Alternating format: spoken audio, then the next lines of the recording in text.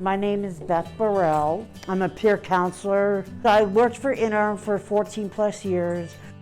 I was diagnosed with schizophrenia when I was 5 years old. I didn't grow up with my parents. I grew up in foster homes and group homes. I grew up in mental health. I've been conserved. If any of you know what conservatorship is, it's where they take away your rights. And I've been conserved many times. In 2005, I ended up in a psych unit in Monterey County. I had been homeless in San Francisco, sleeping on the streets. And they called my sister and she goes, well, what are you gonna do with her when she's ready to be discharged?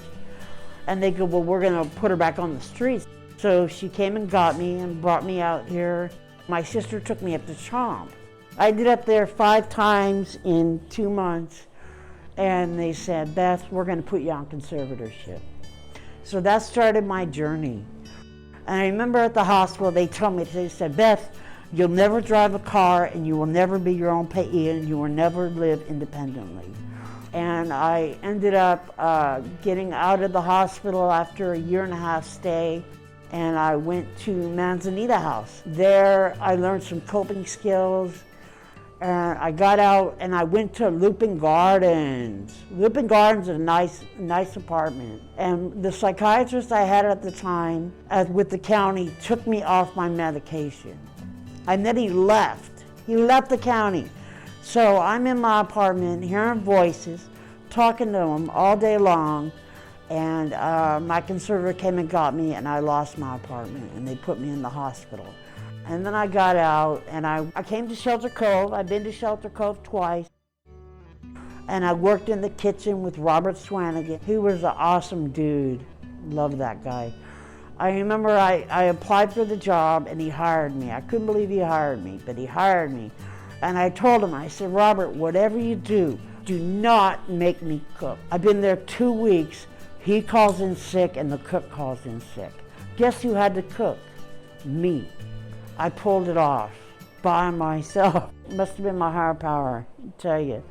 I left Shelter Cove and I went to board and care. And I got a little job at the cigarette store around the corner, the smoke shop. And I was holding the sign. You know, you see those sign holders waving the sign? I was involved in C's, Supported Education and Employment Services. I got out of the board and care and I went back to Lupin Gardens. And at Lupin, you have your own apartment. You have a studio apartment. When I first got there, I got Meals on Wheels, and I had a maid service, and I learned to do a little bit more for myself, a little bit more independence. So I'm at Lupin Gardens, and I'm going to DRS groups, and Christina Barnes was the director of DRS, and I was going to her groups and chit-chatting with her.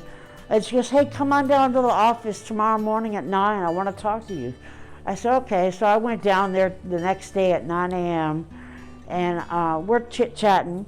20 minutes later, she goes, okay, you're hired. I worked at DRS for 6 years. I was a peer counselor. I was a CSW1, then I became a CSW2, then I became a CSW3. I lived at Lupin Gardens 3.5 years. And I got into Pearl Street, and it's shared housing. And shared housing was the best spot for me. And mind you, I was still on conservatorship.